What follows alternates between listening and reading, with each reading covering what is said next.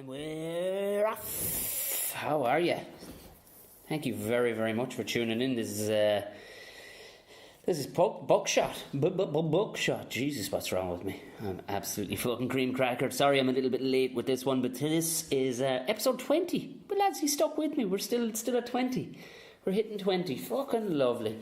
For the 9th of August, 2017, you're all very welcome to the Buckshot podcast here with your host, Tom O'Mahony. I don't know why I went Pat Kenny on that one there, but it felt fine.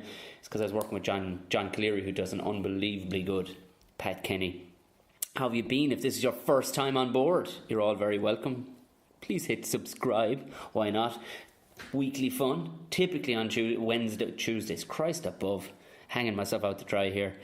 Typically on Wednesdays. It is on Wednesdays. I've been kind of good with that, but just varying times. I wanted to get it out this morning, but I'll tell you why I couldn't get it out this morning. So it'll be out as of the next few minutes. It'll be going back out.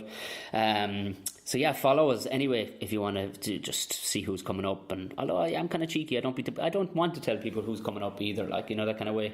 I've been tempted. I see other people kind of going, guess who's coming? But I think that kind of shits on the guest you just people are still listening to. You know, that kind of way. I think why not have a bit of. Just go with it, like, because you never know who's going to pull out and whatnot.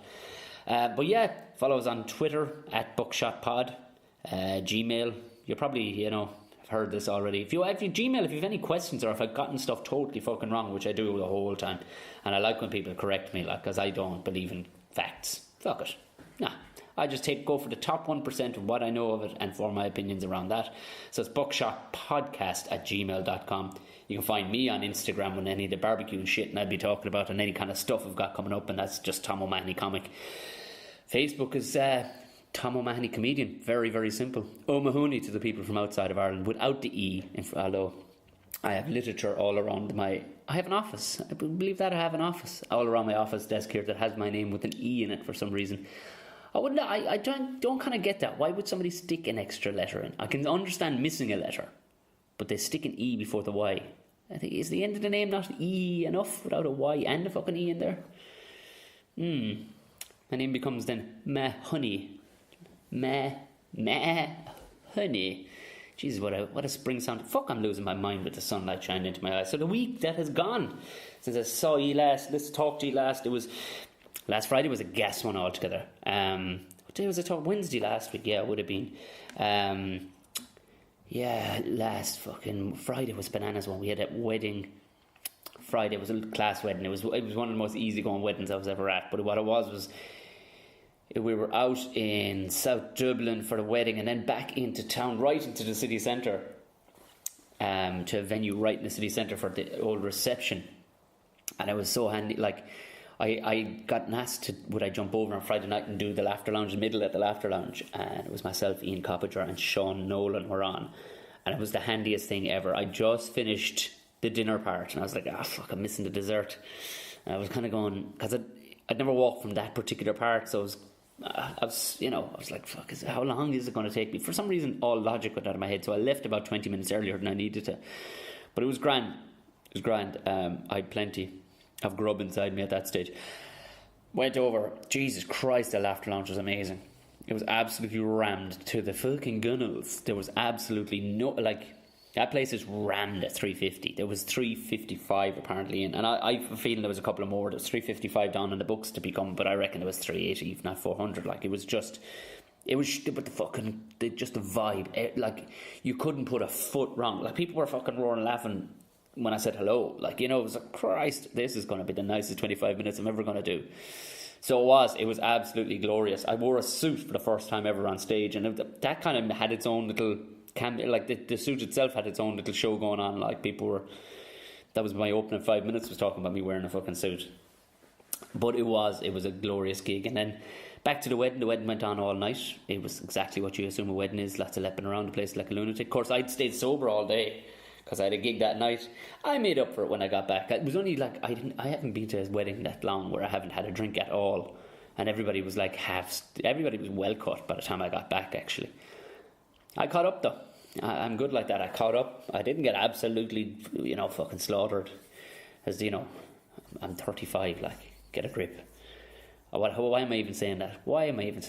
I just didn't have enough time to get slaughtered. That was all that was. I would have easily otherwise, like. Saturday night, then Saturday was the Independence Festival down in Cork.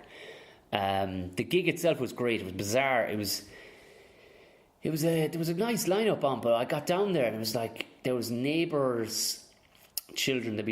Children, like they'd be in their 20s, but I had spare tickets going, and they were coming over, and they were all over the fucking shop. I mean, it seemed like a nice fit, but I was like, hey, how's it going at the ticket desk? The guy, the liaison that I was supposed to meet, because I'm not to be snobby, but or snotty or anything, but when you turn up to a festival and you are performing at it, you normally find that there's a liaison there with a fucking walkie-talkie going, oh, hey, yeah, you know what, I'll get your guy that's going to be looking after your stage or your tent. I'll get him over here right now and he'll look after everything.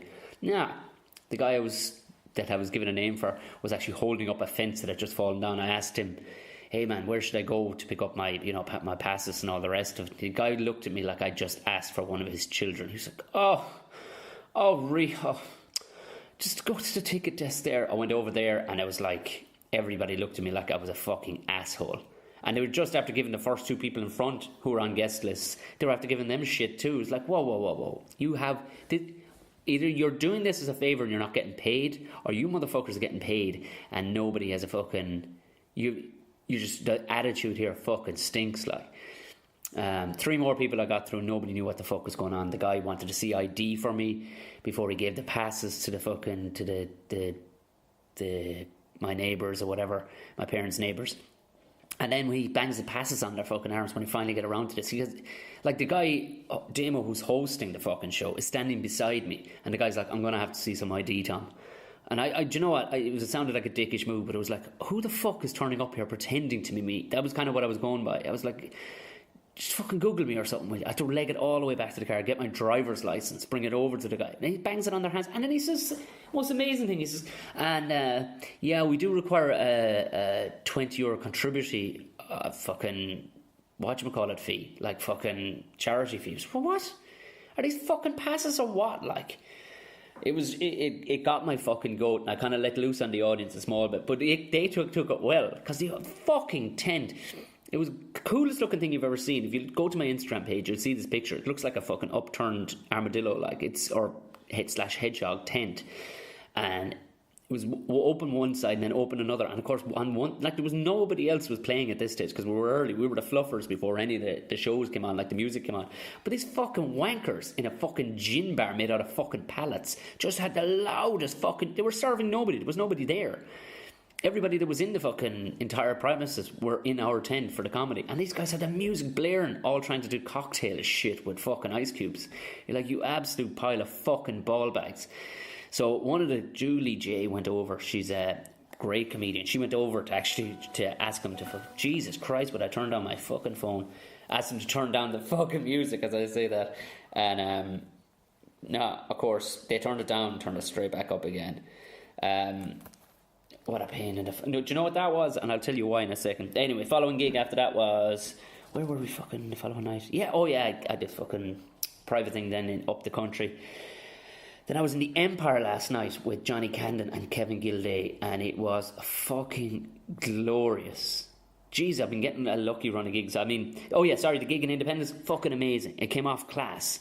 Do you know what I mean? Because I just kind of had an angry fucking head on me because of, like, you didn't need to make this difficult. You're at it, like, what? Like, I'm not slagging off Independence. Like, it is actually a great thing, but I maybe met people who were having a bad day. But the fucking attitude, for no reason at all. You know, I was getting fucking... I'm guessing nobody else on the lineup got fucking... I think I just caught him at a really bad time. Still not making excuses for him. Like, there was no need to be fucking rude to me. Like, but anyway, moving on. Empire was glorious last night. Mighty crack driving up and down with the great Johnny Camden. Then today, the reason why I couldn't get out this morning, because it was like 2:30 when I came back last night. Then this morning was... straight down to Limerick for the Panto launch, the UCH Panto launch in Limerick, University Concert Hall, Limerick. Huge Panto. And all the people were down. It was great seeing somebody back and some new people in. Apparently, Samantha Mum was going to be in it. Dale Cronin from hometown and of Dancing with the Stars fame. He's going to be in it. I'm playing a character called Dandini. I saw the costume is actually pretty cool. They'll be releasing the photographs in the next few days. Dale turns out to be a fucking cracking bloke. He's from up the road from me at home in Tip. So why that was twinging just there on my phone. He tweeted it, like the guy, like the followers for those boy bands is something fucking bananas. Like he just tweeted a picture there immediately. It was like 50, like inside 15 minutes there was 55 likes and another 20 odd retweets of nothing. Like what are they retweeting? Hope you guys had a great time, love you. Like what the fuck? Who the fuck are these people? I don't get social media. Like I don't, like he'll write a thing like, I just looked at this because I started following him because we became friendly, you know, whatever. We're going to be fucking working closely together for over a month. And I looked at his thing and he just put, you know, lost in Limerick. He came off the train, he wasn't fully sure, and he just tweeted lost in Limerick. He's probably waiting on a bus or something or whatever. There's like 120 fucking likes and like 50 comments underneath it. Ah, shit, where are you? I'll see, can I fucking... It's like, what? I would never... My family, if I said I was lost somewhere, my family would go, yeah, work it out, Tom. You know, it's fucking brilliant. Brilliant. So yeah, gigs coming up. Look, there's going to be fucking, just keep an eye on the old Facebook page. Of course, there is my London final Buckshot show. So anybody you know in London, 25th of November, send them to my show at the Museum of Comedy at the Leicester Square Theatre. Also announced last week, during the week I think prior to this, which I couldn't say anything about, but I'm going to be at Electric Picnic with a fucking monster lineup. Bill Bailey, Neil Delamere, fucking hell, who else? Jason Bourne. I should have really got this up. If you're into Electric Picnic, you'll have seen, I don't give a fuck what anybody says, the comedy tent has absolutely blitzed the fucking entire music festival. The fucking, now I'm just saying that I'm privileged to be on it. Like, the fucking lineup are so strong. It's beautiful. It's going to be a fucking great one, and it just got confirmed for the Cork Comedy Festival as well, which will be on. I'm on the night of my birthday, which is the 21st of September. Yet to be confirmed, the birthday or whatever is on. Yet to be, sorry, no, the birthday is confirmed. I definitely was born on the 21st of September. The venue is to be confirmed as to where it will be in Cork, but you get yourself along. It's a very good friend. Who's been in the comedy industry a long time, the industry, not one of us gobshites just telling jokes.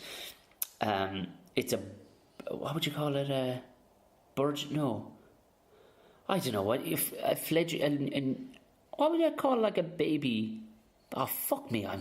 My brain has gone out my hole. I've done so much driving in the last 15 hours. Dublin to Belfast back to Dublin, back to here then to Limerick. Whole day of photo shoots in a weird costume, and then back up here. I've just literally gotten in the door. No, listen, the Cork Comedy Festival, it's just, Cork is a fucking class city anyway. I will actually be down in City Limits on, if anybody wants to go, I'm in City Limits, what fucking night? The 26th of August, I'll be there, I'll be headlining the show there. So is anybody new to it or new to the podcast and you're in the Cork area, come along. But also keep your ear to the ground for the Cork Comedy Festival, which is on the weekend of the 21st, 22nd, 23rd, 24th. Keep an eye out that. I know I'm playing the night of my birthday somewhere in the city, which I kind of like the mystery of anyway.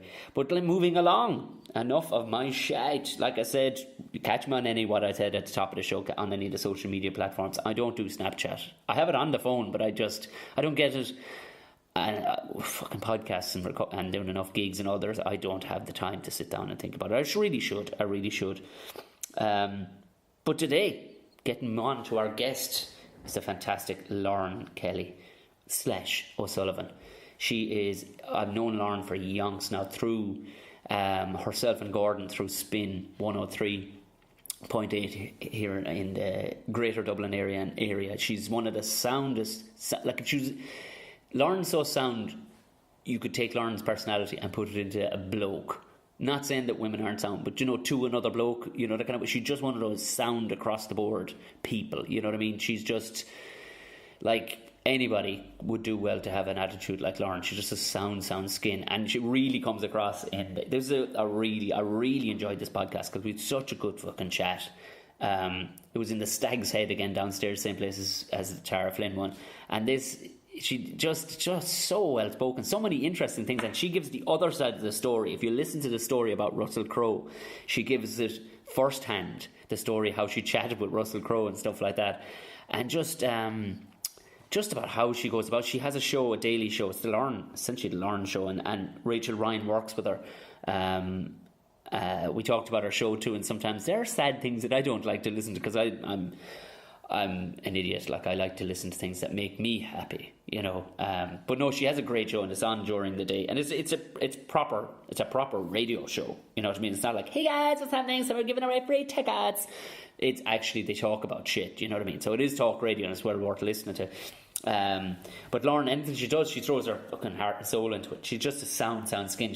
She was actually nervous about this. So this is something, if you're a fan of Lauren, you got to hear her curse once or twice during this. Lauren, if you're listening to this back, I've actually turned up the volume on all the swear words. I've even just stuck in a couple of my own over your voice just for the sake of it. I haven't. My voice started breaking there as I was lying.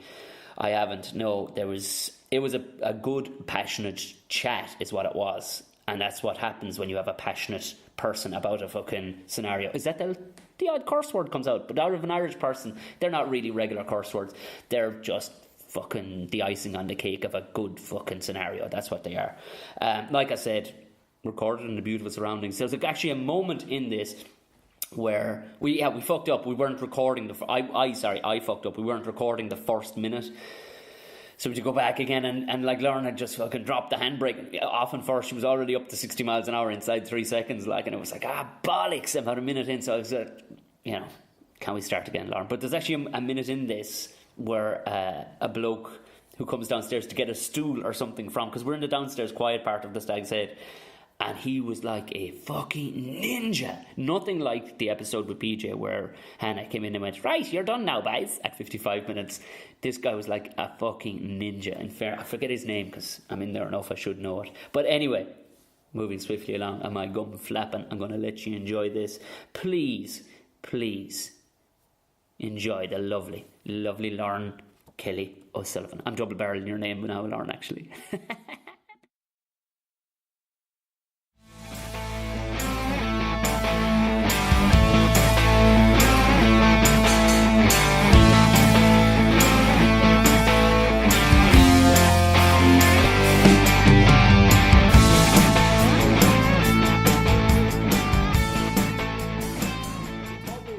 For the last minute. It's happened to me before. Has it? Well, see, this is it. At least you'll understand that sometimes you don't press record and then you're like, shit. Or you ask people questions before you go on air, and you're like, that's gold, and now they're not, and they don't say it the same then when it's on air. So that amazing story I just told you. Yeah, shit, it's dead forever. It the same way. Well, all right. Well, the theory you had was that we are normally suspicious because you thought before I was to press play on this, I shot off to the jacks, came back, and you were sitting like a church mouse. I thought it was like the Jinx, when they record your man. And he doesn't realise it's being recording, and he's like, I killed them all. Irish people are really suspicious. Like, I contacted you being like, okay, what do you want to talk about? Yeah, that was your message last night. It's like, so what are we talking about? And you're the first person, and so radio. It's such an Irish thing. Yeah. And I go mad when people do it. Like, whenever you contact, particularly when you contact organisations, they're like, can we have a list of questions? What are you going to ask us? How long will the person be on for? Yeah. And I'm like, we're going to ask you about the thing that you sent us the fucking press release about. But that's what I don't get. I do get, because I've been absolutely fucking sabotaged on radio shows before, where I've been put on the wrong radio show. You know, the ones with the wrong the wrong motive, you know what I mean? They're like real argumentative and stuff like that, and it's like, I wonder what radio show you're talking about. No, it wasn't you. Oh no, you did. No, not us. There's another one similar to us that's quite argumentative. No, this one, it wasn't that one. This one was it's Carbon Copy in Cork. Oh, and the guy was they promised me to be on the radio station to promote a show, and it got passed, and I went, sure, look, put him on with such and such. in the evening time, and it was pretty much a barrage of, so why did you want to get into comedy? I was like, dude, take it down a notch. Yeah. Take it down a notch. I don't really buzz off that kind of aggressive tone of presenter, and I kind of pride myself in the fact that I'm not. I think sometimes I'm a bit like, what? Did you just say that? Yeah. But at the same time, like, you invite people to come on your show, whether it's a guest, whether it's a caller. Like, someone has texted in, they've been good enough to agree to come on as a caller. I don't dig the whole framing people. Yeah, I've heard pretty horrific stories of other shows that will remain nameless that tell people they're coming on for a certain reason, that they'll be on their own, that they won't be on with callers, and then all of a sudden, oh, well, listen, Joe in Blanchardstown is on and he's got something to fucking say to you. And sometimes, like, you have to remember as well that people aren't on the radio every day, which goes back to my whole thing about us being suspicious. Yeah. And like, what are you going to ask me? How long am I going to be on for? And then when they come off, they're like, how was that? Because, whoa, there's melted biscuits. I just produced melted chalky wafers here, and one of them smashed itself. This is the beauty of podcasting. We can talk with our mouths full. Amazing. At least if one of us doesn't have their mouth full anyway. But the whole thing about, like, Irish people are suspicious, and it's because people get put on the spot on those kind of shows. It's so Jeremy Kyle. It's like, well, listen, horrible. Now that you mention him, here is your ex-boyfriend. And I don't like that. But I mean, you're the lowest common denominator, or you're going for the lowest form of humour / entertainment. Is the shock value. And I'd see only shock. Although you did catch me on the hop one day. One of the days, Gordon rang me. I heard you say this on Gordon's episode. And he totally caught me rotten. It totally caught me because what did he ask you to do? It was something about. I think you were on as well. It was your show, yeah. And I love the way it must be every show that goes on in Spin, Tom, I'm on. I've done every show on Spin. Have you? Yeah. But yeah, no, it was one about the prejudice towards accents, and I hadn't heard it properly, and I thought it was hilarious because obviously there definitely is prejudice towards accents. I've definitely found there's an accidental prejudice towards, not towards accents, but towards the fact that I'm country. Okay. I've had it said to me that I would soften a Tom if I were you. For really? my business. Who said that to you, like an agent or something? Yeah. Somebody. I wouldn't think you've that business. Strong an accent. But I'm fucking rough. I'm rough by comedian standards. Comedians are normally softies. You know what I mean? And I think that's more what. Do you think there's like a trend? Yeah. That, like, there's there's a trend. Like, there's an awful lot of very Dublin comedians now, and kind of the posher accents. And do you think it kind of goes in trends like that? It totally goes in trends, but it's not. You see, what they want, it's like any form of entertainer. They want categories that will fit.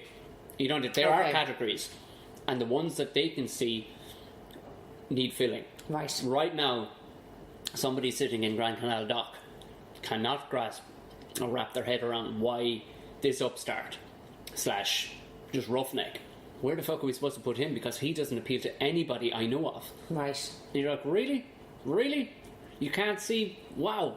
But it's clear I do. So it's been said to me is just take it down a notch, Tom. Which I kind of love. I fucking love that. Really? Do you know what? Just for that, I'm going to fucking take it up a notch. Yeah. Because that's just the pig in me. Like, I just couldn't let that lie. Like, no way. Even today, like, with that, I would say, the guard that pulled me in, like, for no reason whatsoever. And he was going around, he was doing more... Was he a Dublin guard? No, he wasn't. He could have been. No, this guy just had an attitude. But I knew that the car had tax and insurance and all the rest of it. Oh, I would have been as good as gold had it not. Like, you know what I mean? I'll do it, yes sir, no sir. But for a finish, he was doing more looking around the car. I said, you wouldn't check it for oil while you're at it as well, would you? And at least the cop behind him found the humour in it. But it's a cynical kind of wanker in me. I can't... And I can't. I think sometimes that we do it subconsciously. You hear an accent, or I don't know. I don't think it's always malicious. I think no. That's what I mean. It's accidental, and it's to do with your surroundings. I guarantee, if you went to deep south Limerick, and you walk in there with a strong Dublin accent, boy, fuck, you're going to be, or a strong anything accent. There's going to be immediate assumptions or stereotypes pop into their head. Clearly, he's full of heroin right now, this chap. Do you know what I mean? Like, or Nordy accent, he's either going to kill us or play a drum, one or the other. Like, it just so happens that this is the capital. And I'm sure the same thing happens in every capital city. You know, that kind of way. It's just, I definitely, in the environment I'm in, I definitely know it. But that day you were ringing up, I thought it was kind of just humorous. And Gordon wasn't humorous at all. And it was like, and you could tell he was like, Tom isn't getting this at all. No. And I was like, sure, you know it yourself, fucking. And she's like, yeah, all right, thanks for calling, Tom. And you forgave him anyway. I forgave him, of course I forgave him. But it's one of we always thought having our chin wag after I'm ever in with you and spin and all the stuff. But what are the, like, because you're a stalwart up there now at this stage of spin. Yeah, I'm there 9 years this year. You're the grandmother by I am so the grandmother. It's frightening. Turnover is, but it's not that it's a massive turnover, but like, yeah, it's a good thing and it's a bad thing. Like I have times where I'm like, oh God, I'm still here, but then at other times I'm like, I'm still here. Yeah. Like, it's a good thing. Like, I think it is a long time to be in a place. Now, I did have a hiatus. I went travelling for 18 months at one point. And as I said, I've done loads of different jobs. I haven't been doing Spin Talk for 9 years. I've been doing Spin Talk for 3 years.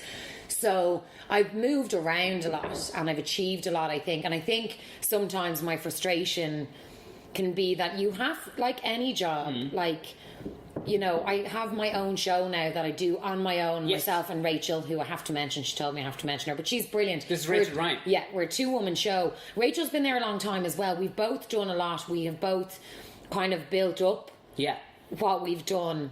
And that sometimes... that can bug me a bit because there is a huge turnover. I think sometimes people get into radio like they do any job and think, right, I'm going to have my own show in like a year's time. And look, it does happen like that for some people. I find they're the people that probably don't appreciate it as much as the people who work at it. Do you think some use it as a stepping stone towards a larger thing? Yeah. Because that definitely happens in comedy, like, you know, it does. As well. Like. I think there is people who get into radio, love it, and then quickly become quite disillusioned because it's not exactly what they thought it was going to be. Yeah, it's maybe not as glamorous. It's free not red carpet stuff and all the rest of it. Totally, and it's not your own show. Like I've done a lot of background stuff. Now, look, I've been really lucky, and I have to say that, like, I've landed on my feet numerous times, but without sounding like a dick. I think I've always backed myself. Yeah, I've known my own work. And like I remember when I did go away travelling, you know, there was an opportunity that kind of came up around the same time, and my mum said to me, like, oh, well, Jesus, now that opportunity mightn't come up again. Of course, yeah. And I've said this to so many people who wanted to go travelling, and Rachel is one of them, is that I don't believe in there just being one chance. No, if it's for you, it won't pass you. And it's such a fucking irritating thing when people say that, but it's so true. I've only started saying it. Yeah. There's no such thing as one shot and one chance. And I also believe if you're good enough, your standard will keep you. Yeah. You know, and it's also, there's people that kill themselves to get into radio, and unfortunately, like lots of industries, it's never going to happen for them. But and that's a killer, and that's a shit thing to say. Some people aren't suited to things like that. You know what I mean? Look, there seems to be almost like this snowflake attitude these days in the last maybe 5 or 6 years that, well, I give it a go, so I definitely should be allowed. It's like, I've definitely met people who are like, oh, I'm going to give this a go. This is going to be my thing now. Oh, sure, I had it last weekend or the weekend before. I was over in Galway and I was standing beside a fellow comedian. This girl, sure, she's a nice girl or whatever, but she was talking with us and she was just smoking a cigarette. She was like, yeah, I'm going to give comedy a go. And I was like, dead on you, yeah. Better write some shit. And it's not everybody it should be definitely allowed to try any art form. Yeah. But you should have some level of at least intrepidation. Oh, this was like she was saying I was going to chance crossing the road. Yeah. It's like, but the level, you see, the problem with that is that she should be frightened shitless to give it a go. Yeah. And should be, but see, she's not, because what she's witnessing are people she can relate to getting away with clear murder. Yeah. Because they're of that era where it's like, oh, it's cool to just vent. Then that becomes spoken word. Do you know what I mean? You're not, you know what I mean? And the difficulty, I think, sometimes for someone who's been in an industry a long time and has maybe worked very hard, like yourself, like myself, like you've slogged, you've done the jobs that no one wants to do, and then you get to the place where you're happy. I think sometimes to younger people or less experienced people, it can come across as bitter because they're like, oh, listen, just because you to fucking work hard. Like, and I totally agree. Everyone should be allowed to give it a go. Everyone should work hard.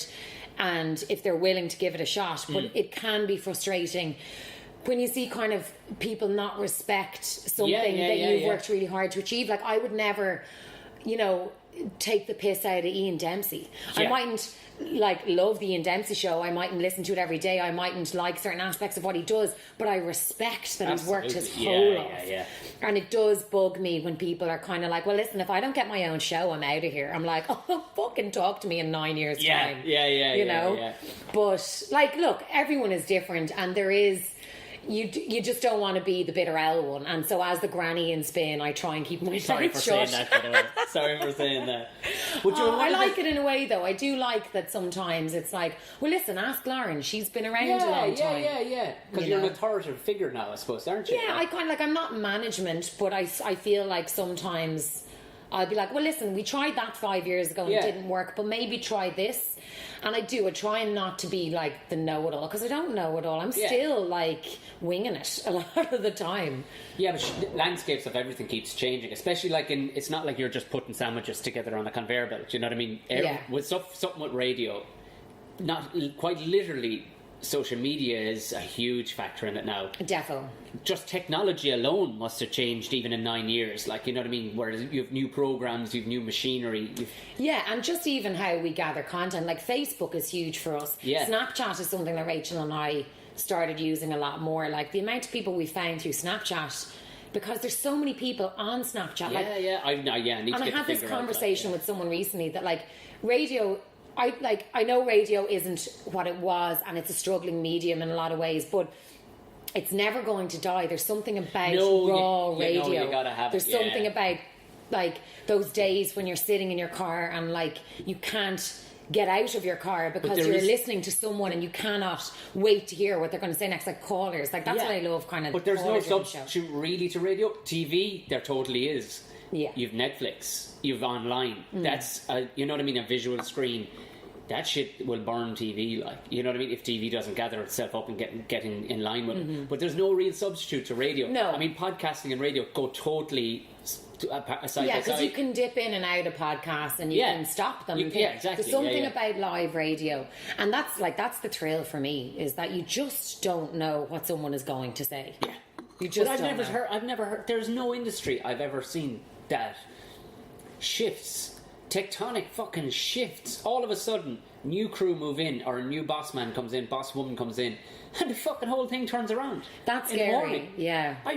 The handful of, like, I suppose nearly as long as I'm doing comedy, I'm now friendly with people. I'm friendly with people from radio and stuff, and I'll be like, yeah, the format's just, no job on the world does the format change that quickly. Like, I mean, if you're playing football professionally, you're still playing the same fucking football you were 4 years ago. Same with comedy, you're still just telling jokes. But I've never seen anything like it. It's like, do you know what you were doing right now? Yeah, next Monday. I've only experienced it once, and to be fair, it hasn't been like in the same realm as I've seen happen in other stations. Yeah. But we did have a shift a couple of years ago where the whole kind of agenda of the station changed, and we went with it. And I don't know, like, it can be hard. And I think, again, what can happen, and I'm very, very happy to say I don't see it happen in Spin that often, because it's just not the kind of place that tolerates it. But when you have big personalities, it can be very hard to get them on board. And I can't imagine what it's like for certain stations with massive personalities that are also on TV and things like that. Spin is, I have to say, and I'm very proud of it, is very much a team environment, and it's like no one's bigger than the team. And I've always played team sports, like I've played hockey, I've played football for years, and that is definitely my kind of jam, is that like, well, this is what we're doing now, get on board, and if it doesn't work, it doesn't fucking work.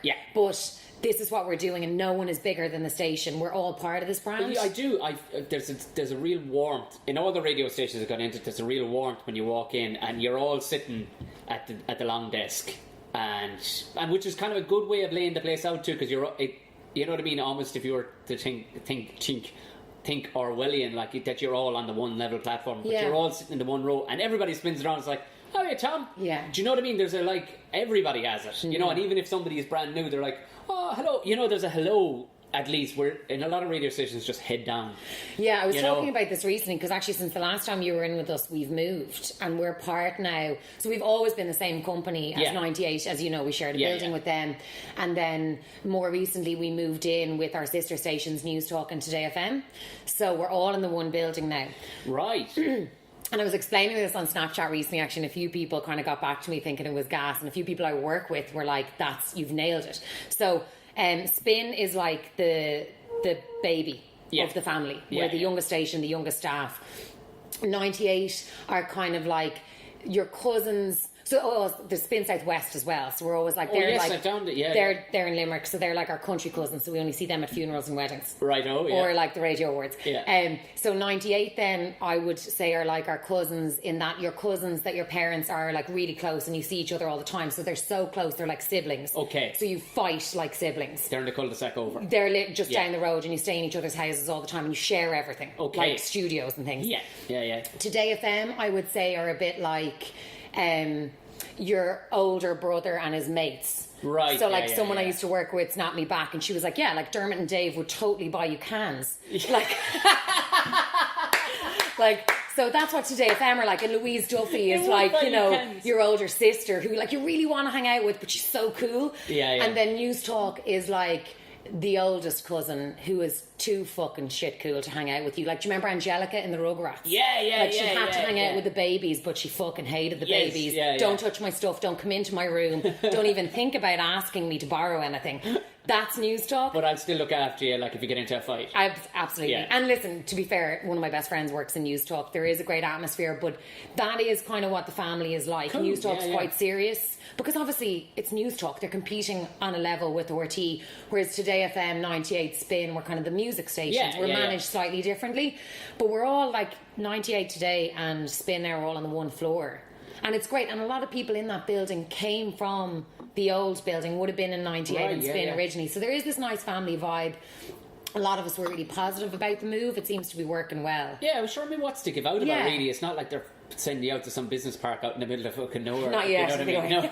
No. But I think again, we were kind of told in the beginning, like to kind of for the move to be seamless. Like it's a couple of months ago now, and not really to talk about it, but just mentioning 98 on Snapchat, so many people were like, "What's the story with you?" And like whenever I'm in the pub, people are like, "Oh, see, do you know Dermot and Dave?" Or like, "Do you know like Cooper and Luke or whatever?" And it's like, yeah, we're all the same family. Well, now thanks to the podcast, quite literally tens of people are going to find out. And if any of the five of you have questions, but it is, I think, like radio is still interesting to people, and some of those personalities, like, I've listened to Dermot and Dave since I was a kid. Like they're around a long time now. Yeah. Like, and I see George Hook in the lift, and I'm like, it's George Hook. Yeah.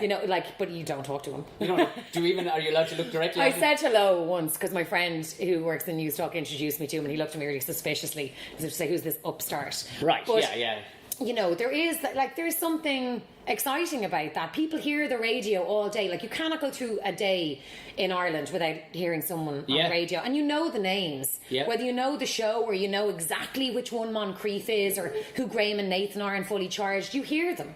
Well, you have your day set around, especially because I used to do a hell of a lot of daytime driving before, but I suppose I still do a fair. But you have your day set around who you will, and what segments. You know what I mean? On Fridays there will be a bit about movies and booze on Moncrief. People love that, It's because it's light-hearted, and I'm a bit of an idiot in that I don't want to listen to sad things. You know what I mean? I don't want to listen to harrowing stuff and all the rest of it. So when I hate my show. No, your stuff isn't harrowing. It's not. Oh, we have some sad stuff sometimes. Oh, as soon as I'm out of there. Okay. Because it's like, it's unless I'm sick in the head and I find whatever you're finding really sad, which has happened, I won't lie, I'll find it really funny. But then I'm warped that way, which you well know that I'm warped, like, which is why you used to bring me in. Yeah. You know what I mean, just to talk and all the rest of it. How is the, because there's a kind of are you from Enniskerry?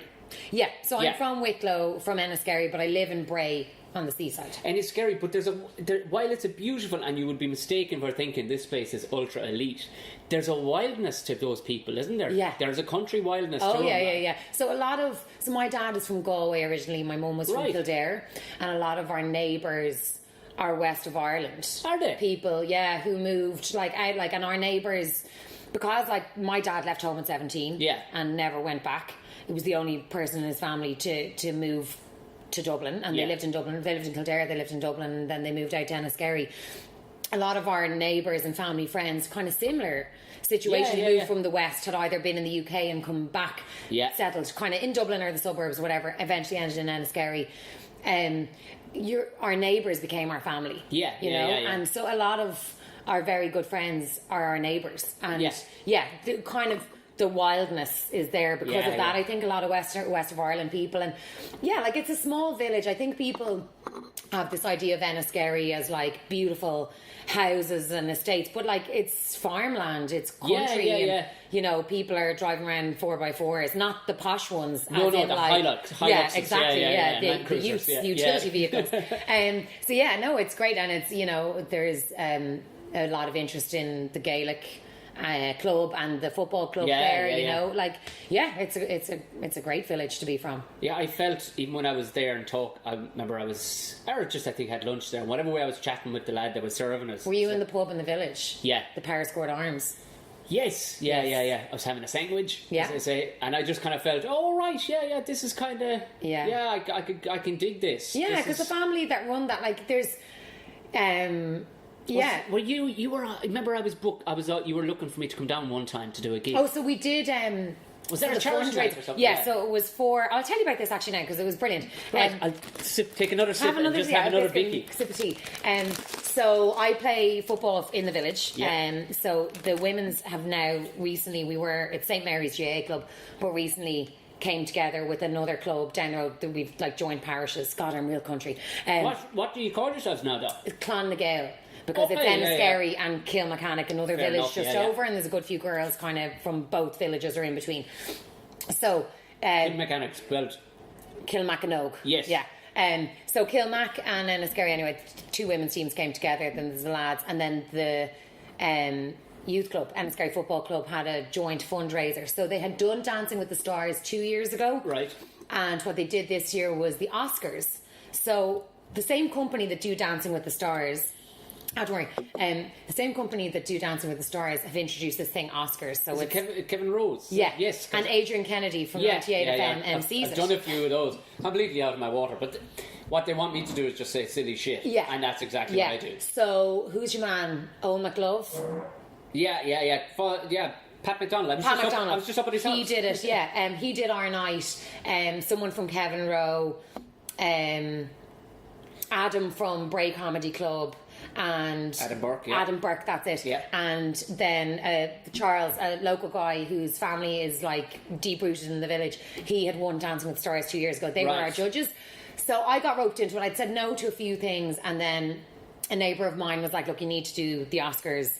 It'll be a bit of crack, and there'll be a few people that are kind of shy, and like, you're outgoing, you're on the fucking radio, there's been no bother. They make their own mini movies of movies, don't they? So yeah, there's like I think 9 movies, and they're scripted differently, so maybe like they're a bit shorter, and they take really well-known movies, some serious, some funny, some sad, and you're all cast. There was 55 of us were cast in it, so we rocked down the night of it, and I got really nervous because I was like, everyone's going to expect me to be deadly at this.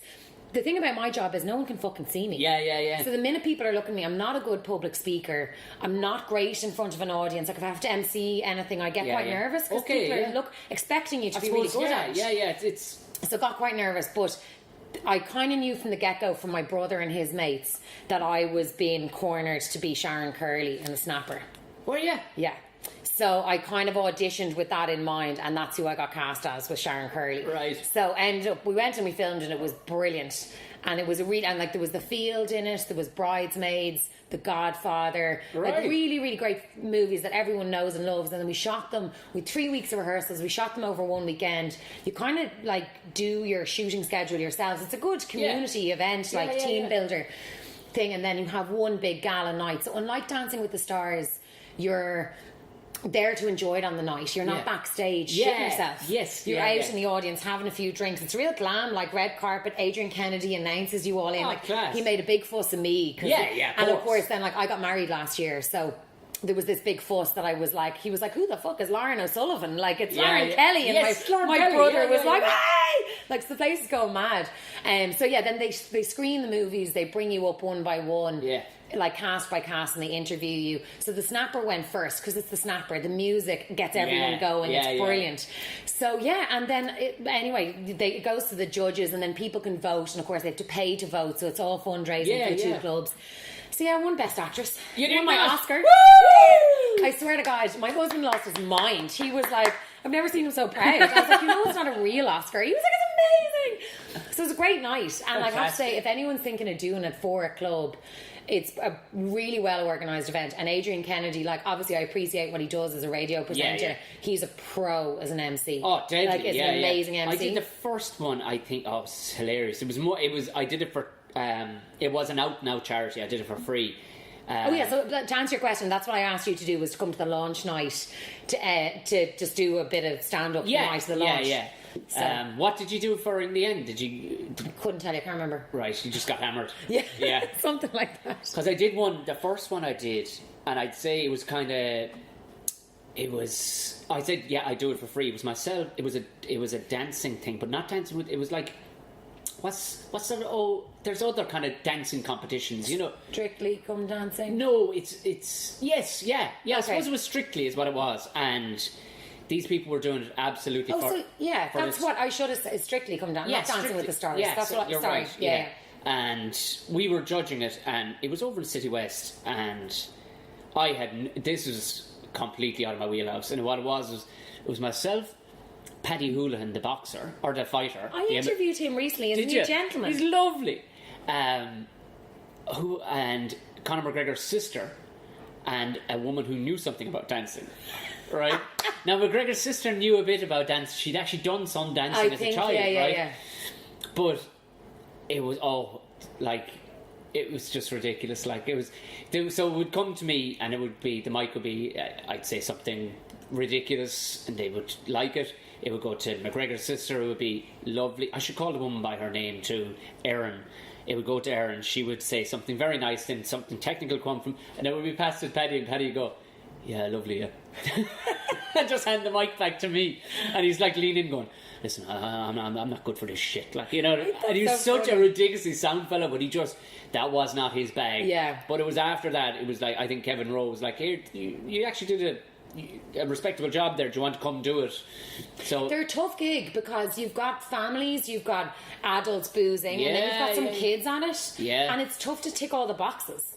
Like, there was a point then where the last one I did was in it might be my swan song, because they'd asked me to kind of go heel, as they would say in wrestling, to go be the baddie. Oh, Simon Cowell. Yeah. Oh. And I went, all right, if that's what you want. And it was just coming from the boss man down, like. Yeah. And but I cleared it with it was actually for a big company. They were a big insurance company, and the boss was sitting up beside me. I'm sure he was saying everybody was great, like. But I said, listen, and he went, oh, that'll be great, you know, that'll be great.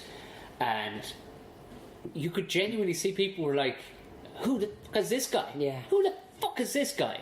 I'm like, no, listen, I clearly stated at the top of this show that I know nothing about what you're about to do, but I'm definitely going to pass judgment, as all Irish people do, you know what I mean? And but that was gone out the window, because there were 2 or 3 pints in at that stage. Yes. And now all of a sudden they forgot how nice I'd been in the first half. Yeah. So it was like, but it genuinely, I cannot get over the popularity of these things. They're brilliant. Like, I'd say there was 400 people in the room the night of ours. I'd say someone listening to this from the village now was like, there wasn't 400 people there. But I'm really bad. I'm very bad at I'm the very same. telling how many people are in a room. Very same. It could be 10,000. But it was huge. Like, and it was such a brilliant night. And I think when everyone gets on board for something like that, I was convinced going into the very first audition that people would be like too shit cool for it, and I was almost prepared to be a bit too cool. But the thing with those kind of events is, it's like when you're in school and you're in a play. If you're too cool, you're the one that'll end up looking like a fucking idiot. Yeah. You're better off giving it socks. And actually, she missed the night of the actual Oscars.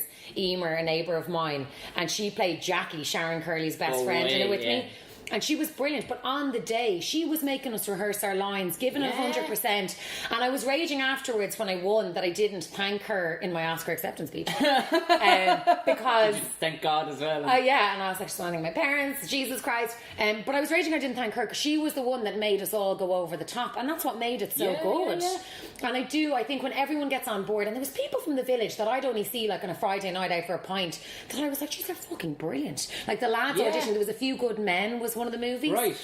And so you had to audition, like there was a monologue from the, you know, the whole like, you can't handle the truth. Yeah. Some of the accents were out of this world. It's amazing the hidden things. Because I did People's hidden talents, yeah. I did a thing, now I was telling John Cleary about it last weekend because it was the most country thing you've ever seen. It was in Care House Hotel in Tipperary, and they'd asked me to do, it was for the GA, and what it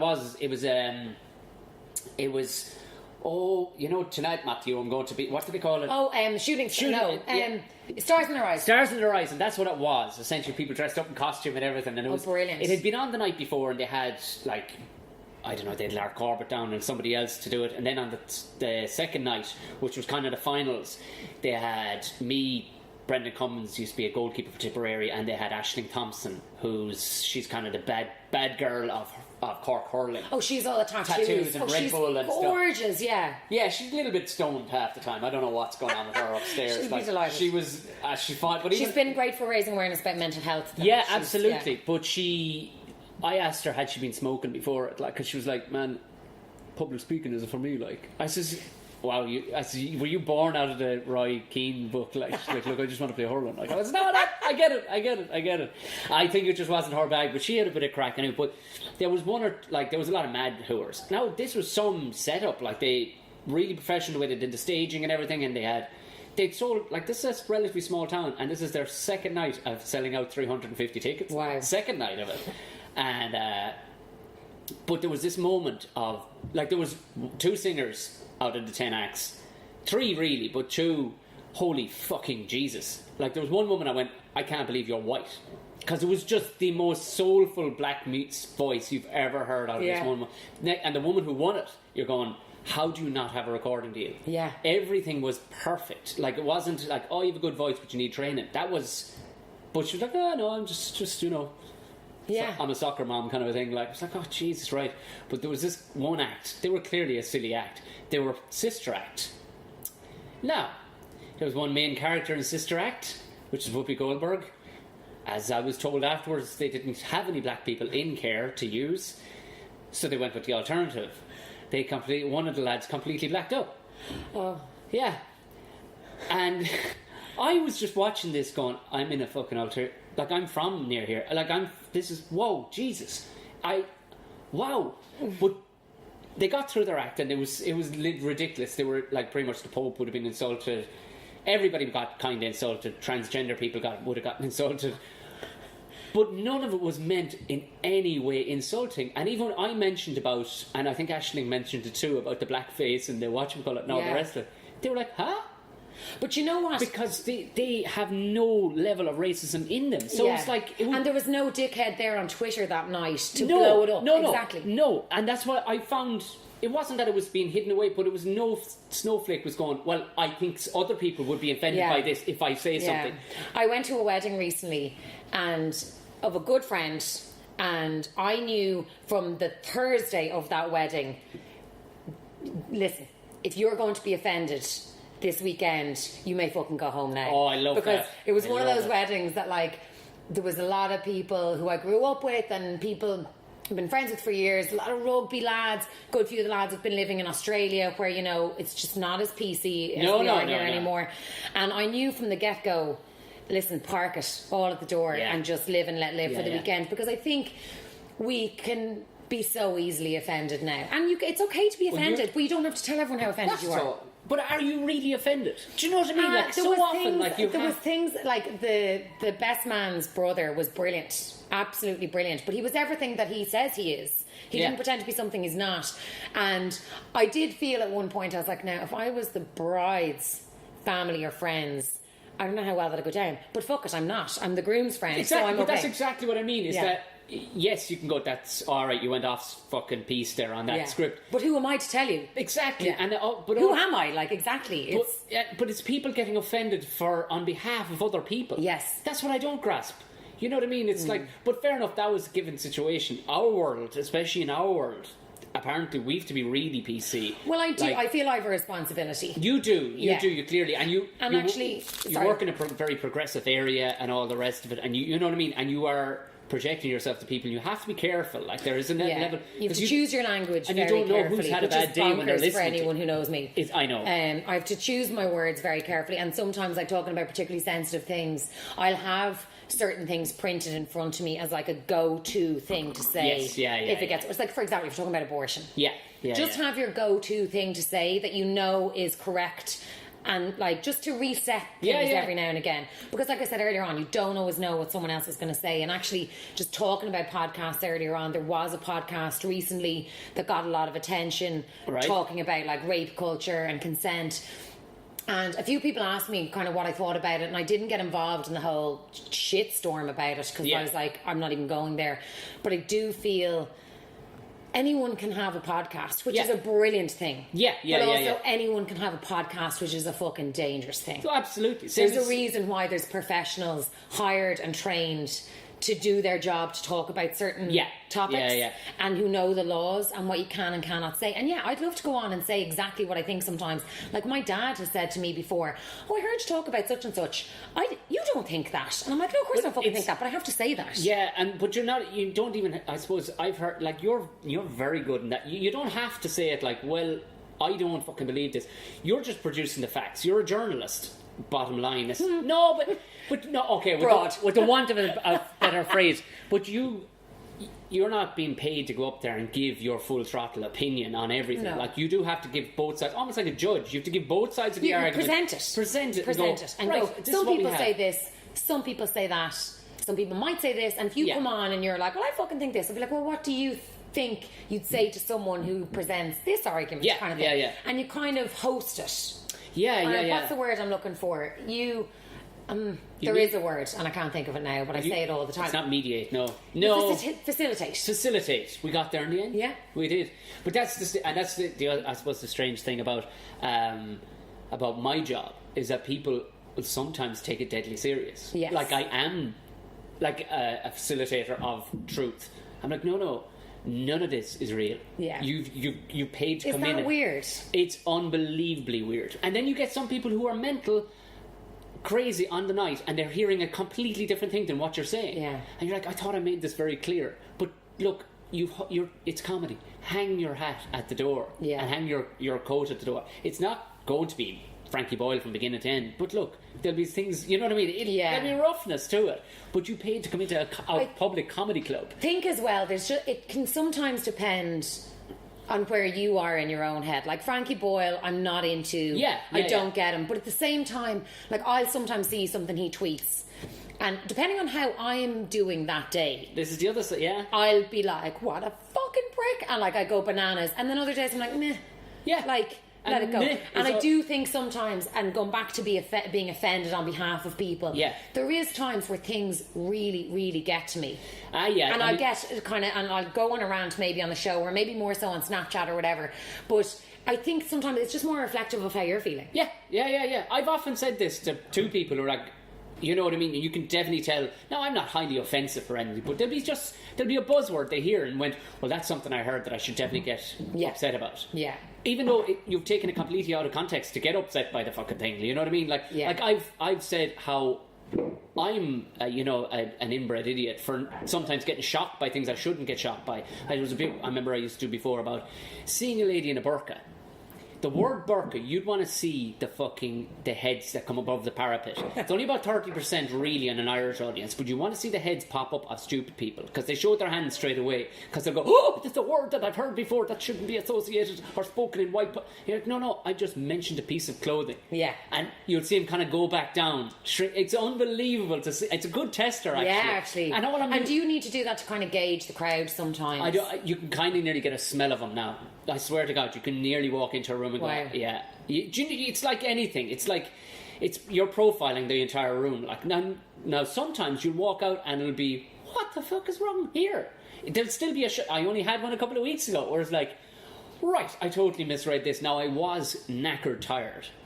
And I'm putting it down to that because I'm normally fairly good to read what we're dealing with. And we were dealing with a situation where it was actually raising money for a GA club, and a lot of the lads who were actually into it were way down the back, like we're talking 80 feet away from the stage at the bar.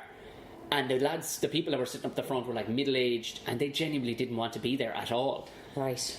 And the way we were brought into the venue too, I never got to see the audience at all. I just got to see in from the side, from the back, and they looked like a great audience, but that's where all the lads were that wanted to be involved, all the girls and guys that wanted to, but they were all sitting down there because they're like, oh, that fucker talked to me. The bowel bastards are, and I pretty much, now the other, I don't know, I mean, I call it a death.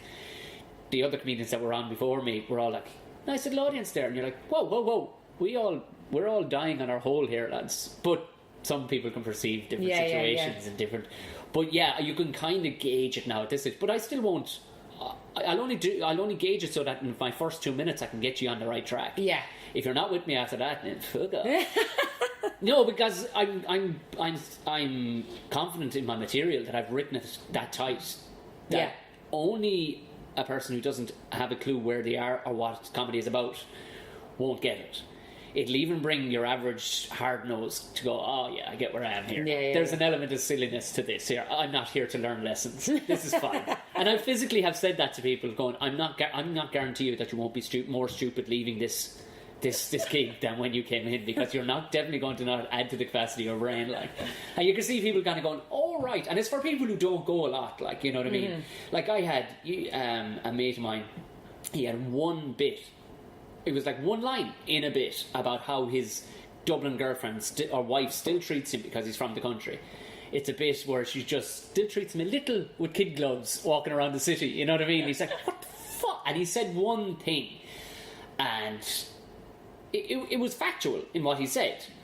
The analogy to how she treats him, it was factual, but funny. But you go, oh geez, a little, right? But to be fair, he said far more offensive stuff to the rest of his set. But that one little segment, I was there that night, and a couple came up and went, we have how dare you say that? Okay, so I can kind of imagine what he said.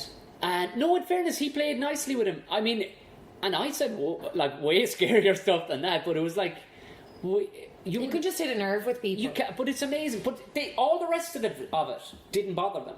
Yeah. So that's my problem. If you have a problem with one bit of it, you better have a problem with all of it. And yes, this isn't a private show, which I've done private shows where they've gone, Tom, can you not mention blah blah blah blah blah? And absolutely, that's no problem. I can do one next weekend, and already send me a list of things they'd like me to talk about, and at least 5 subjects steer away from. Yeah. And it's like, all right, okay, you're paying for it, and it's your private show, absolutely no problem. Yeah. Just don't be videoing any of it, like, you know what I mean? Yeah. That's no problem at all, like. But there is a bit of a snowflakey. I've noticed that a fair bit where I'll get tweets where it's like, oh, can't believe you. It's like, no, wow, you just didn't listen to any of that, did you? You didn't. And that's, I suppose, the thing about your job is that people, not so much with a direct comedian, see, they can attack a radio station by Lauren talking, can't they? Like, yeah, people hear part of things. Like, no one really actively listens to the radio. Like, no one is really 100% glued to what you're saying. Yeah, you're normally doing something else. Yeah. So people will pick up on things and text in, and you're like, yeah, but you didn't hear what that was in reaction to, or you didn't hear the other side of it. So it doesn't happen to me that often. I have to say, again, going back to it being not an aggressive show. But you're 9 years at it too, you know how to dance to dance, as they say. Exactly, you know what I mean? And you can word things in a way. Like, I do have people that will have issues with I have one guy in particular who texts in no matter what the fuck. Really? Yeah. And he'll kind of, I always imagine a fella like that wearing a tinfoil hat. Like. It's mad, because what people don't realise as well is that we can search your messages. So if you text in once, I just search your number and I can see every other fucking text you've ever sent in. So there's people, and sometimes people will text in and they've heard a snippet and they don't agree with it, and a lot of the time people just want to be acknowledged. I know, yeah. And so I will, like, I like to think I don't have a massive ego. Yeah. Like, obviously I want to sound good at what I do and present the show well, but at the same time, if I fuck up or I say something the wrong way, and often I'll say that on the show, I'll be like, if I'm wrong, will you tell me? Or if you know more about this topic than I do, will you text me and tell me? So no problem apologising or backing down on something. But what does bug me is when people have just heard part of it, or they've heard the bit they want to hear. And I do have this one guy in particular who texts in to give out, or what he'll do is he'll send in a fact. And he's come on a few times and been like, copy and paste it out of Wikipedia. Yeah, and like, there's online research to back this. And I'm like, well, name the research. And he's like, well, there's loads of reports. And what my point is that I'm live on the radio. I can't this second go online and read what you're spouting and say, actually, you're right. This isn't Joe Rogan either. You don't have to. I have a responsibility. Like, people text things in and I have to. Otherwise I'd lose my fucking job. And this goes back to podcasts and how dangerous they can be, because I can't fact check there and then. I can fact check afterwards, or Rachel can fact check, but when people text something in, I have got to cover myself and go, well, listen, that's you telling me that. I don't know if that's true, but if anyone else has experience of that, or anyone else knows about that, or maybe that's happened to you, or maybe you've read more about that, will you let me know? Yeah. And we'll always, like, if something, there's Whopper and it's at the end of the show, I'll come back and I'll address it the next day. I love readdressing things. Yeah. But what I can't do there and then in that moment in time is go, geez, you know what, Tom? You're dead right. The world is flat. Yeah. Thanks a million for texting that in. Everyone listening, have you done like the flat earth stuff? Like, no. Have you gone into?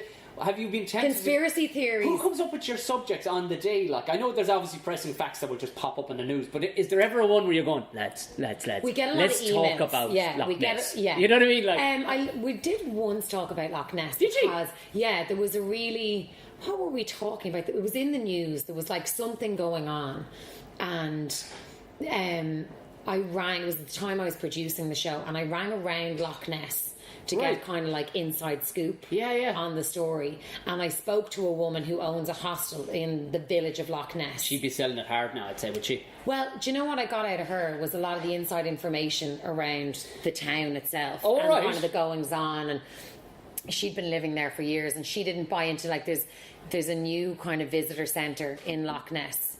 And the people that run that kind of have a direction and a message that they want kind of to be sold, and you either get on board with that or you don't, kind of thing. And they're the people who run the town now. So it's really interesting getting the insight from her. But the thing with those conspiracy theories is, and actually when Gordon was on the show, we used to do a lot more of kind of that kind of stuff, and the paranormal. Gordon loves the paranormal. He loves the paranormal. And his namesake, Gordon Rochford, who you know as well. Like, sure, he has the conspiracy guys. Yeah. So, we'd still do a bit of that stuff.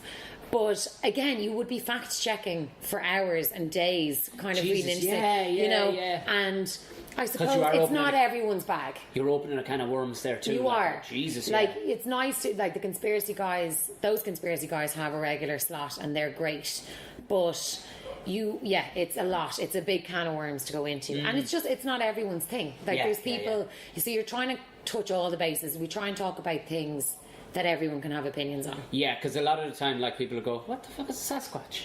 Do you know what I mean? Like, you're going, where, what? These are non-factual things, really. Like, so it comes down to opinions. At least if it's a factual thing, you can have an opinion, but there are facts written on it. Like. With the old presenter of the show, Johnny, because he has the science show on News Talk, we used to do a lot of science. And this is a good story, actually. We did a thing about the Sasquatch. I like the way you teed this one up, right? Just when you mentioned the Sasquatch there, it's one of my most embarrassing moments of all time on air. Really? We had on this, like, science journalist that Johnny knows, and, like, he's, a regular contributor on Johnny's show on News Talk, so he's like a serious scientist, and he came on, he was talking about the Sasquatch, and I can't remember if it was the Sasquatch or Bigfoot or something, one of those abominable snowman, one of those kind of topics. And Johnny was asking all the science questions and blah blah blah, and of course, like, here's me, come here, do you know, like, Alf? And this, like, really, really, like, serious scientist goes, no, Lauren, honey, Alf was an alien. Were you thinking of Harry and the Hendersons? Yeah, right. Someone texted in, they were like, Harry and the Hendersons, sorry. But you were in the right realm. What? Alf wasn't alien? Alf was out at the very same time, I think, if anybody wants to correct me on that, but I think it was out around the very same time. Very similar hair colouring. Alf first, and then Harry was the... Yeah. And Alf wanted to eat the cat the whole time, do you remember? And Alf was a bit like...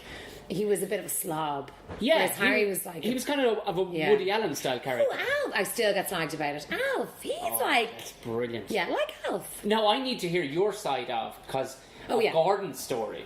Okay. Yeah, the Russell Crowe story. Yeah, because this is not going away. I got emails about this going. This is one really? of the best. Yeah, one of the best stories. No so way. I went, all right. Well, I'm going to have Lauren on. So Gordon, as you know, does all the junkets, and I know he talked about that in his episode. And he's a great man for the contacts in the movie industry and organising different interviews. So, quite often will happen is that we'll get pitched an interview, or Gordon will put his name in the hat for an interview, and sometimes they would go on We Love Movies, sometimes they'd be on Spin Talk. It would depend whether or not it would fit. And Gordon is so enthusiastic, so positive, like he would just be like, yeah, look, we'll do that, we'll make it work, we'll make that happen, kind of thing. And I'd be like, right, well, that's, they want us to record that while our show is on live, so how is that going to work? And Gordon will always be like, we'll find a way, we'll do it. So once or twice interviews would kind of, our name would go in the hat for it, and then it mightn't work out, or like he said on his episode, they were like, Russell Crowe will call you. And so when I heard this, I was like, will he forget that shit. And this would be one of those calls. Who did it to us? Oh, Paul Gascoigne. All right. Like Gordon was mad to interview Paul Gascoigne. He was on the rails or off the rails? Who knows? Yeah. But Gordon was mad to do this Paul Gascoigne interview, and we waited, and then instead of him ringing us, we had to ring him, and then when we rang him, it didn't work out. And these kind of things can happen because you're depending on a management company to organise the talent. Yeah. Which, I'm not into the kind of celebrity interviews for that reason, because it fucks me off. Like, I once interviewed one of these. She was on X Factor. Can't even remember her name, but like she came through for an interview, and she was like, she didn't show at the time on the phone she was supposed to show, and then when she did, she was in the hairdressers in the middle of having her hair washed. What a prick! And I was like, sorry, you're doing a radio interview selling your single, and you're getting your hair washed. No, good luck. Yeah, it's a prick. Yeah. So when the Russell Crowe thing came through, I was a bit like, we'll believe it, something happens, kind of thing. And anyway, in the meantime, as you heard in Gordon's episode, Gordon ended up having to go away that day and do a junket. So we're all sitting around, I think it was after the show, and what Gordon got wrong was the call didn't come through reception. The call came directly to our desk. So you mentioned our desk there in the long row. So it was myself, Rachel and Charlotte, who was on the team at the time. That was the thing, because it was like... So the call came through and Charlotte answered it. So I was like fannying about on my computer. I don't know, Rachel was there or not there, I don't know. And everyone else was in the office, and you can tell by the ring of the phone that it's come straight through the line. It didn't come from reception. So Charlotte answered the phone, said, hello, Spin Talk, Charlotte speaking. And hello, no, Gordon's not here today. May I ask who's calling? And then her face, like the colour from her face just drained. Awesome. And she just turned in her chair and looked at me and went, yes, Russell, can you just hold for a minute? Oh my God. And she pressed hold and went, Russell Crowe's on the fucking phone. So I was like, no, like this was meant, the original thing was meant to happen like either that morning or the morning before. Like it was so gone off our radar that it was going to happen. So I went, what the fuck do we do? So we had this recording booth, which there was someone in there from the news team, like Georgie, I think, our entertainment editor. Someone banged on the door, and she was like, I'm recording the news for such a thing. And they were like, Russell Crowe's on the phone. So like everyone was just like, get out, clear a studio. Out, Georgie. So Charlotte just said, excuse me, to Russell Crowe, can you just hold? I'm just going to put you through to Lauren. Gordon's co-presenter is going to do the interview. So as you know from Gordon's episode, it was for The Nice Guys, this movie with Ryan Gosling, which I hadn't fucking seen. So it got put through, and someone like really frantically started printing notes for me. And I just ran into the studio, put the mic up, and I still didn't quite believe. Yeah, you wouldn't. Like, also, Gordon's such a messer that it did go through my head that like, he has stitched me up. Like, this is Gordon. Like, this is some kind of... He's bored over that junket now. And just also, like, it was one of these things that the line to put the call through to the recording booth is one of those things that, like, no matter how many times you do it, you're always a bit iffy doing it. So I didn't even... Like, I was like, if we cut him off, we're fucked, because we won't get him back. So for the first time ever, I didn't cut a guest off. It came through and I could see the levels. And I was like, hi, Russell, my name is Lauren. And he was like, hello. And I, like, you know his voice. The minute he started talking, I was like, oh, fuck, this is actually Russell Crowe on the phone. Yeah, Gordon couldn't pull this off. And I started sweating. And I kind of tend not to stress out about those kind of things. Yeah. But the fact that he's been so mean to people and he's been such a dick that I was like, this is going to be one of those things that I'm going to, like, it's just going to go so badly wrong. So I just was like, right, just open-ended questions, like just start. You're actually getting pumped up even telling this story. I love it. But it was just so surreal. And it's only ever happened to me once kind of similar before with someone else. And it was the same kind of thing. I was like, so where are you at the moment? And he was like, oh, I'm just on a break from filming. No idea what he's filming. Yeah. He was in London. I was like, oh, that's great. I think Gordon said in his episode what he was filming at the time. I think it was King Arthur. Maybe. And I was like, oh, great. And how's it going? And he was like, yeah, good, love. Good. And he was really warm. Right. So that's kind of, as Gordon said, where I kind of leveled with him. And I said, listen, I've got to be honest. I said, Gordon is my co-presenter. The interview kind of came through him. He's also the presenter of our movie show, We Love Movies. He's actually met you at junkets before. And he was like, all right. And I was like, Gordon's in London today, actually. And I named whatever the movie was because it was a big fucking whiz. And he was like, it was Ghostbusters. Yeah. Oh, was it? Ghostbusters, yeah. So I was like, yeah, no, he's at that today. So listen, you're stuck with me. And it actually, I didn't kind of say to him, are you okay to continue? I was like, but listen, Gordon's left me a few questions, blah, blah. And I think I told him I'd seen the movie. But I was like, first, I just want to ask you, like, kind of thing. And again, I just kind of went open. But I don't know, it was like he really needed a chat that day. Right, yeah. It was so weird. And we just got talking. I asked one question about nice guys. Yeah. I asked, like, what's Ryan Gosling like? Are you mates? Kind of thing. Like some bullshit. But it got on to, like, when you're travelling, you know. And I kind of said, like, have you had to do loads of these interviews today already? Yeah. And he said, yeah, you know, blah, blah, blah. And I said, to be honest, I said, Gordon does all the junkets. I said, again, because it's his movie show. I said, I hate junkets. Yeah. And I hate this shit because I'm going to ask you all the questions you've been asked 20 times today already. And he started laughing. And he went, yeah, like, you know, I do. And, like, I remember he talked about the amount. He brought up Gladiator because he mentioned, he said, I was talking to someone recently and he said, a good pal of mine organises all my TV interviews. And he said, when Gladiator came out, he said, I did over 200 TV interviews in like a week or 2 weeks, whatever the fuck it was. And he said, that's just TV. That's not even telephone interviews answering the same questions. And this is where I went, ching. I was like, so listen, now that you mentioned Gladiator, I said, I love Gladiator. And I said, it's actually, I said, it's my partner's favourite movie. I said, it's one of those movies that no matter what point you turn it on, if it's on telly, you'll stay watching it. Yeah. And he goes, it's funny you say that. I was in a hotel the other night and Gladiator was on. And I love it. And I'll always watch it. And I said, yeah, but you know, it was such a huge moment in your career. So we just got on the Gladiator buzz then. It's supposed to be a while since somebody mentioned Gladiator too. This is what I thought.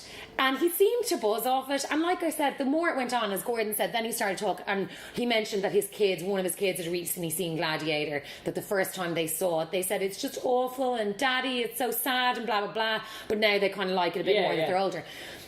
So then I was like, well, listen, now that you mention your kids, like, where are they? And he said, they're in Australia with their mum.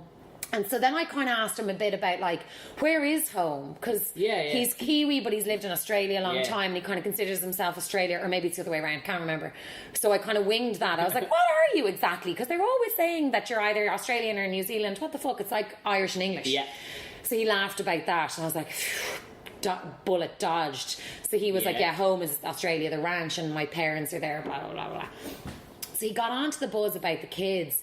And I've asked people about their kids before and they shut up shop. Right. He was so comfortable talking about his kids. Right. And, like, really opened up about them. And he said, you know, whenever he travels, when he's leaving, he was like, you know, I haven't been home since January or February, and this was the middle of the summer. Oh, jeez. He was like, and I won't be home again till September. And he said, you know, I'm always saying to my kids, like, you've got to talk to me, like, I need to know where you're at. And he said the youngest one, or maybe it was the oldest one, had said to him, Daddy, like, I can't talk to you about going away because when you're not here, it hurts. Oh, Christ. And then I was like, well, what do you do then? Like, do you stop doing what you do so well and go home and be there for your kids growing up. And he was like, well, look, my kids are getting an education that I never got. They're getting opportunities I never got. He said they're coming over to England to see me in a few months because their mum's family lives here, because I think he split with his ex-wife. So he was like, I think for a lot of people the no-brainer would be for me to be there for my kids, but what I'm doing is providing a future for them that I could never have given them before. That's it too, And I was like, okay. So then I think I threw in the kind of the nice guys question around there, and then I was like, how's things on set?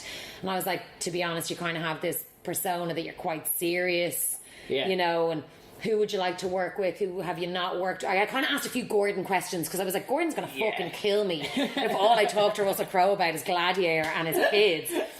So I was like, who have you worked with? Or who would you love to work with? And are people coming to you? And he was like, to be honest, it's not about who I work with, it's the script at this point in my career, blah, blah, blah, blah. All those kind of movie questions.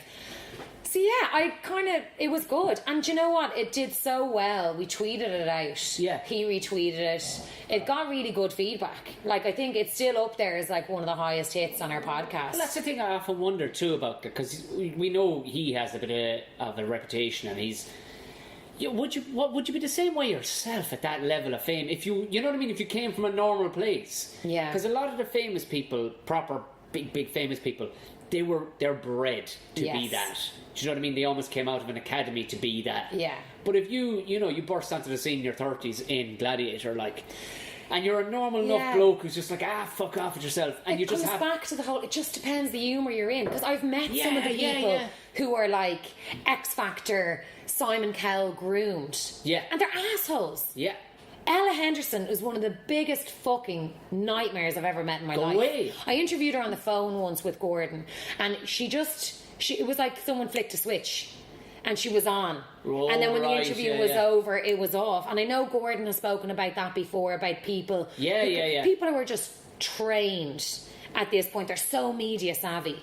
God, it's dull though, isn't it? It is really, it's vanilla. Yeah. Like, it's Ella, and then to meet her, and she came into Spin once.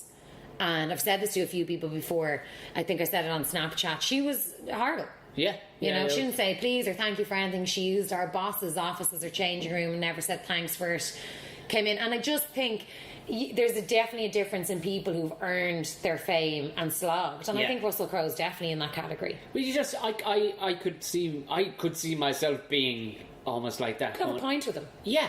But apparently he is mighty crack on the side, like, and he'll just go off for a wander. Well, the evening I was talking to him, that evening they were wrapping shooting, and he'd organised a party for the crew, because he was like, you forget that, like, there's also people here holding like lights and microphones and like crew members who never get the shit that I get at the end of it, all the good stuff.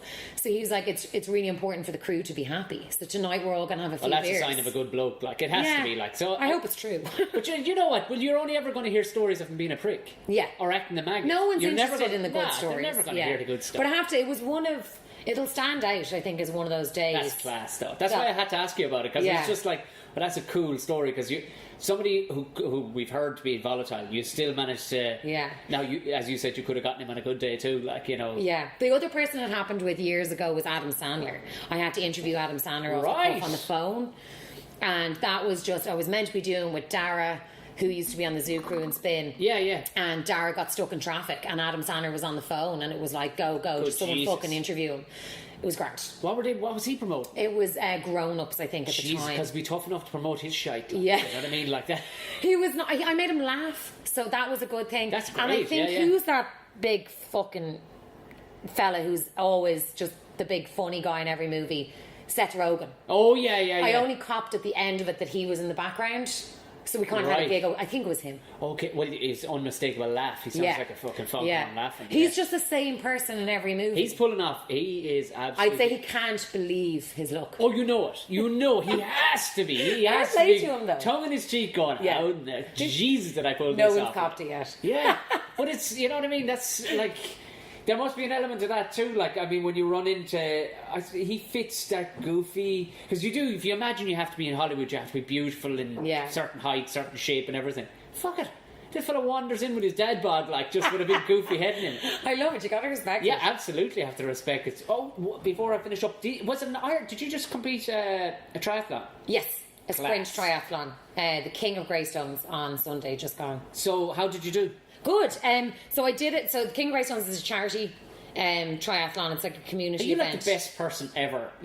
Half this has been about charity and you're being nice to people. No, so you the must King go of home Greystones... and punch kittens or something. Do you? Just... I have a dungeon.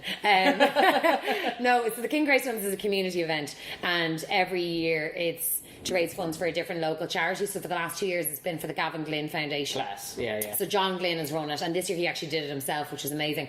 But I did it last year myself, my sister-in-law, and my other sister-in-law did it. But there was like a lot of triathlons now have introduced a try swim distance. Right. Because so many people are like, oh geez, I'd love to do a triathlon, but I couldn't fucking swim 750 metres. Yeah. So I did that last year. I did the 200 metre swim, and I promised myself that this year I would do the 750 metre swim. Jeez. So I've trained for that a bit. And yeah, so I did my first 750 metre swim 2 weeks ago at an aquathon in Bray, and like paddy last out of the water. And it was a nightmare, and I was in like a surf wetsuit, which is a lot heavier than a tri suit. Christ, trying to but I did it, and then on Sunday just gone, my brother-in-law did it as well, the King of Greystones, so 750 metre swim, which went really well actually. The swim was the best part of it. Right. And then it's a 20k cycle and a 5k run.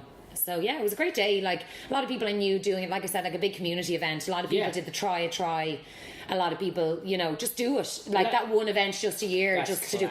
It's one of those things, like you could do it with a basic level of fitness. It's the swim that freaks people out. And once you have your swim, like you can swim, you can cycle 20k and you can run 5k.